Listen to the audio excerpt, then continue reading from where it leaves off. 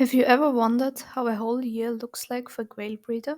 Do you maybe want to start breeding quails, but feel overwhelmed by all the tasks and planning and considering and overthink about that? I once was in this situation, and now I want to tell you my story of how I started breeding quails. On a holiday on a farm in Austria at 10 years old, I saw quails for the first time.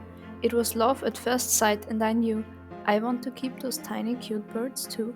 Well, at 10 years old, you don't think or consider much, you just want to get started. Right away, please. About a year later, my parents built a coop, chose where to buy our first quails, what they will eat, and where they will live. I didn't have a worry in the world about all these things and just remember being so excited when we picked up those first quails. Fast forward 3 years, we moved to our now home. Being 13 at the time, I for sure thought I was mature and grown up enough to get my very own quails, without my mom helping me take care of them and making all the decisions without me. It took about a year of begging and giving reasons why I can do this until I finally wore my parents down. So at 14, I finally was allowed to get my own quails, a dream come true. But now suddenly I had to face all these decisions. What quails do I want to get? Which are the most beautiful ones? Ooh, what if I get a really rare color? But from whom do I get them? And where will the quails live? Cause I definitely need my own coop. If you want to start with quails, you probably have thought about those same things. For me, it was clear I will do everything perfect for my quails. Well, apart from the fact that's not possible, still striving for it causes a lot of stress and overthinking and might minder the joy of the quails that they actually bring. So my dad helped me build a coop, or built most of it and I watched, and in my opinion back then, it was the coolest coop ever. Little did I know, it would be a bit unpractical when cleaning, but that's okay. Just get started, you don't need to know everything at once, you'll learn along the way.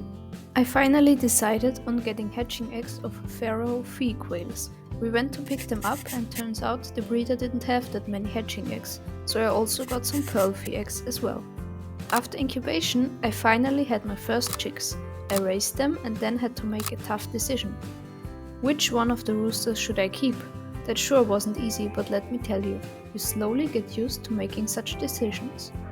Now please don't get me wrong, of course you need to know certain things before breeding your first quails, like all the basic needs with housing and feed, but trust me, when you already know how to keep quails, overthinking about every single detail on breeding is not useful. Therefore, why not just try and start? Okay, so I have my first quails, now what? I immediately started planning for breeding projects, other colors, and was just very fascinated by all that. I had so many ideas and plans, but I did not have many resources to reach out for help. I had no idea what a line breeding was, how many quails I need to keep for the next year, in which groups, and the list goes on. My English wasn't the best at 14, and German YouTube did not provide much information either. I managed to gain some knowledge about genetics and colors by reading books, but still did not know how exactly do breeders select their groups, how do they document, how do they collect eggs, how do they do anything. So for me, I just got more quails in the following year, and let's say it was a lot of figuring out myself. I think every aspiring breeder has to go through that learning phase. That can't be avoided, so just getting started, even when you know nothing about breeding yet, is the best thing. But because I lacked resources online to inform myself when I started at 14, I want to now share what I know to others. When I got started, I made mistakes like taking on too many colors at once, having too many breeding groups, not sorting chicks by color, and the list goes on. The next about 3 years were a lot of trial and error and learning new things. At about 17, I think, I had most things figured out. I had decided on a color and built up my own bloodline, actually from one single bird I randomly got at 15. So now that I have established a routine for breeding quails, I want to share what I know with others. And this is what the Quail Breeding Diaries are going to be. I will show you a whole year of breeding quails with every detail of planning, hatching, decisions, selling, raising, and just keeping the quails, and of course, which new things I learned, because you're never truly done with that.